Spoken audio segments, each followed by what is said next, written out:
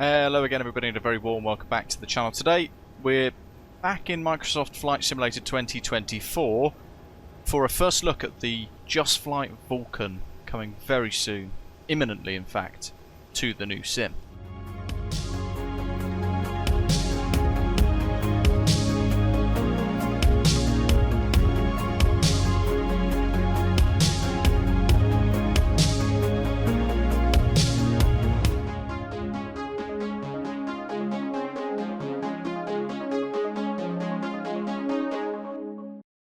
So a very warm welcome to RAF Waddington, up in sort of Lincolnshire sort of direction, and one of the original homes of the Vulcan back in the day, of course a superbly famous Cold War bomber aircraft. As you can see, the level of quality and detail from the folks at JustFlight is as we come to expect nowadays, certainly from the new RJ, Avro RJ Professional that's come out recently.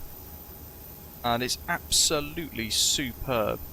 As before, from the 2020 version, we've got customizable kind of loadouts, and you can select whatever you want effectively. And there is a way to kind of drop the payload as well. We've also got the parachute, which we can deploy out the back for touchdowns, and those mighty sounds, which we are going to hear in a moment, which are superb. It's worth saying before we go any further, if you enjoy the video, hit like, hit subscribe if you're new to the channel as well, and as always, share your thoughts down in the comments section below. Look at that, such a majestic machine. We're going to take her up for a very short sort of first flight, chat about some of its features, refresh my memory with an aircraft I haven't flown in quite some time. I do own the product for MSFS2020 as well, and I loved it in that simulator for what it's worth, and the links for this will be in the description below, not least either to the JustFlight website or post-release to the product page. Now in the flight deck we've got the new compatibility, of course. They've got the EFB V3 featuring Navigraph en route chart support and a slightly new user interface. That's down here on the seat as you can see, and we've popped those Mark 13 bombs into the bays like so. But you've also got that typical JustFlight EFB, and within that you've got all your different options and things like the charts. You can pop those en route if you wish, and you've also got within the aircraft tab the ability to change the configuration at click of a switch. You can add different aerials and things, nose probes, domes, an auto throttle functionality, and you can also fill her up with fuel as well. Currently we're at 100%, and there is a way to do air-to-air refuels as well for those of you who might want to do those extended flight operations as well. You can also set auto shoots, auto sort of aircraft engineering officer, I think that means, which is where it will deal with all of the pre-flight, startup, takeoff checks, everything for you, so you just fly the jet. We've got pilot call-outs and things as well. GPS navigation, we can toggle that on, and realistic steer is a function as well that you can pop on or off based on your preference as well. And as before, the GPS is just down there by the stick. I forgot how complicated this aircraft was. There's so much detail to it as well.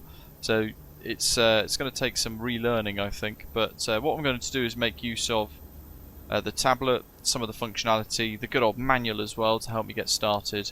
And we're going to fire up those big old juicy Olympus engines on the back.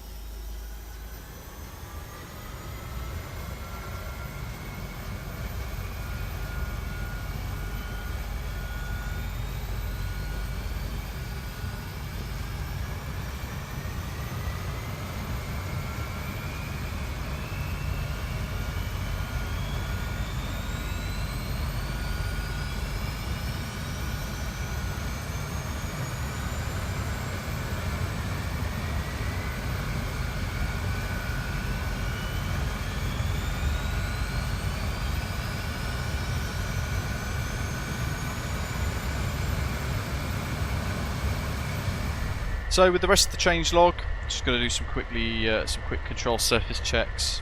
as we begin to taxi out. They've improved the radio altitude needle animation, they've improved the standby horizon ejection logic.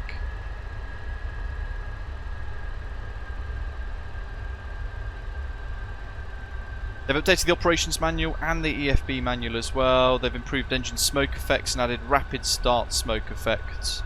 Although I can't quite remember the full process, so I haven't had a look at those myself, but it'd be quite nice to see with those kind of explosive dirty starts. In the marketplace versions for PC and Xbox, they've also enabled static visible weapons in those that side of the kind of the product, and they've improved the shadow quality within the flight deck a little bit as well, which is rather nice.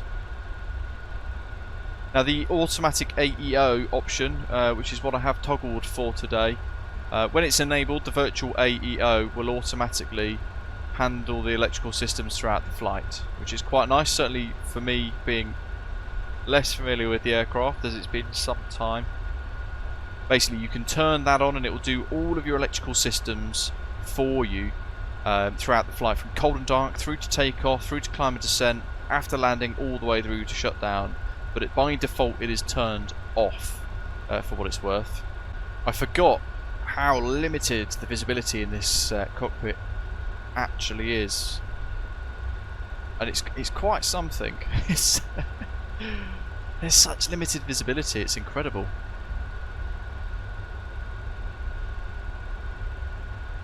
But we'll see how we get on. Right, here we go. So brakes are on.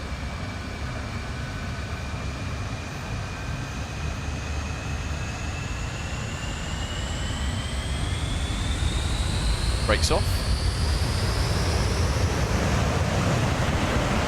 That roar. And inside, nice and peaceful. Accelerating very well. 100, 110, 120. Let that nose gently come up. 130, 140. Decision, rotate. Undercarriage up. Gear levers up.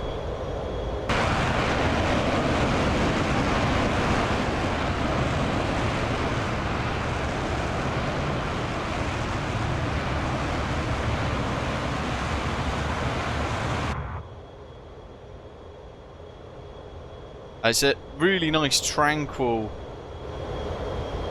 environment to be flying around in the flight deck, given the noise outside. It's actually remarkably well insulated. Just got to work to trim the aeroplane and get it nice and level.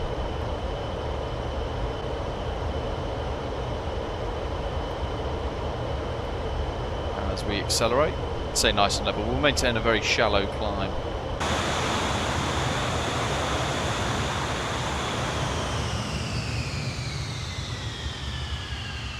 Depending on the engine option,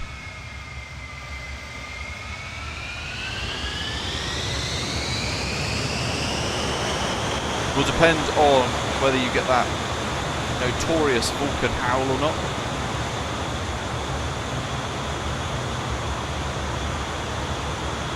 Superb machine this.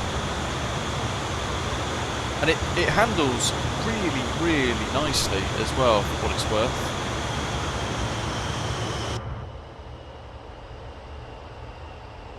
And it's nice having an aircraft like this in Microsoft Flight Simulator 2020, where you can make the most out of these beautiful visuals that we now get, the new photogrammetry being fed in, the new colours, all the rest of it, within the wider sim. And then we have this superb aeroplane as well that we can kind of trim up, blast around in, enjoy, do long, cool kind of missions as well, that sort of thing. And the cards here that they've introduced as well, it's worth mentioning, they will automatically populate as we burn fuel and we change our loads. Then those placards there will update automatically for us, which is a nice way of quickly seeing your reference speeds, like your rotation speeds and that sort of thing as well. And you can see just here the auto AEO working away. Wait for 20,000 feet, undercarriage retracted, and it'll work through all of that. So we'll get over the coast.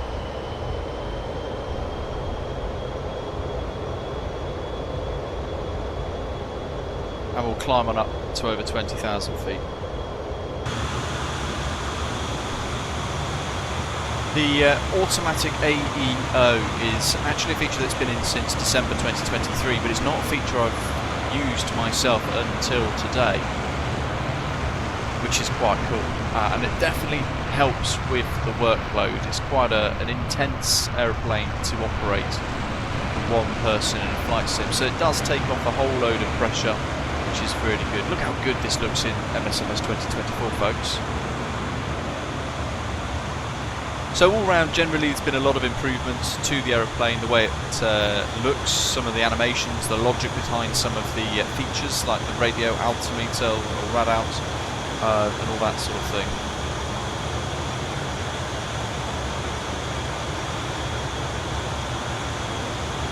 And this is going to be JustFlight's second product update, product release for MSFS 2024, which is very exciting. It's also worth noting that JustFlight are doing double reward points for the Vulcan on MSFS 2024 until the end of this month. So we're expecting release 23rd or 24th of January 2025. And if you buy it this week on release, you'll get 270 reward points from JustFlight instead of the normal 135 points, which is pretty cool. That gets you money off future purchases. Now, unfortunately, the version that I've been sent is, I think, the marketplace version. It doesn't have any functionality in relation to dropping payload, which is rather sad. I was hoping to show you that today. So effectively, if you've got the marketplace version for PC and or Xbox, then you can open and close the bomb bay doors, like so. However, the payload within is static and will not drop.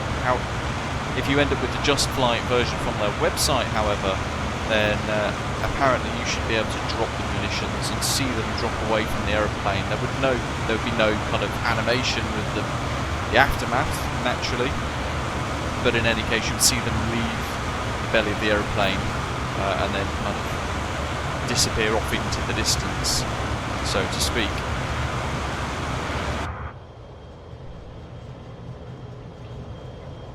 So I've been kind of buzzing around at about 40 to 50,000 feet for the last 20-30 minutes. It's been really fun. The aeroplane handles superbly, and you know, it's got a lot of nice additional features in place from what I remember having flown it a long time ago now, post-release. And that's with all of the air-to-air refueling things added in as well. Those sort of features that I've never really tried or made use of before. We're going to head back to RAF Waddington for a long old straight-in approach. We'll just see how she handles on a touchdown. So as we've come to expect with JustFlight's Vulcan from MSFS 2024, the handling remains to be really superb, very smooth, very effortless as well in some cases. 2,500 is what we want, so a little bit below that, that's fine, happy with that. We're going to fly visual approach. Hopefully I've configured the ILS correctly, but if not, that'll just be pilot error. Down onto runway 20 at RF Waddington.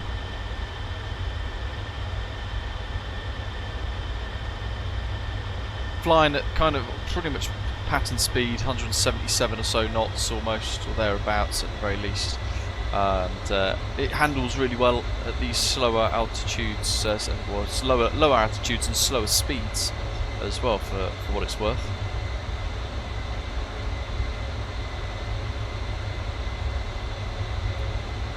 I'm just trying to get it trimmed happily at about 180, meaning I can just sort of take my hand off the stick a tiny bit, release that pressure for me, which is about there actually. Trims up beautifully. So through the glare we can just about see the runway up ahead.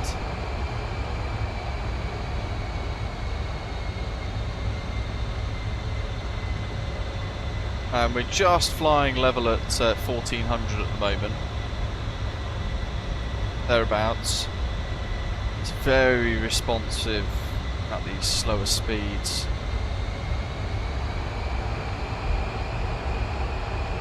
I'm just waiting for the Pappies to keep like sort of catch up with us,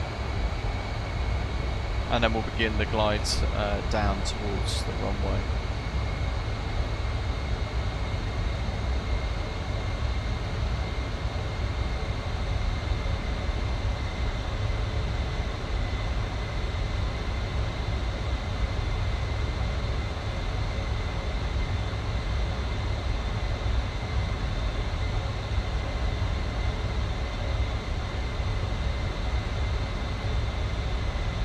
On 61 for approach speed, which is pretty much where we're at. Need to give it a little squirt of power.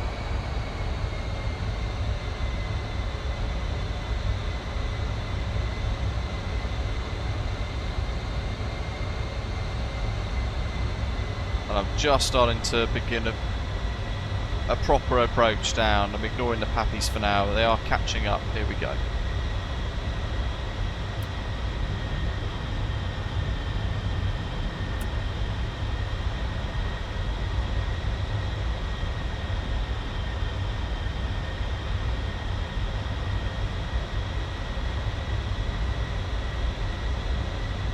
Air brakes, high drag. Set.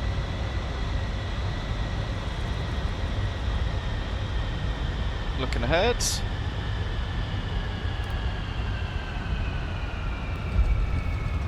Parachute streamed.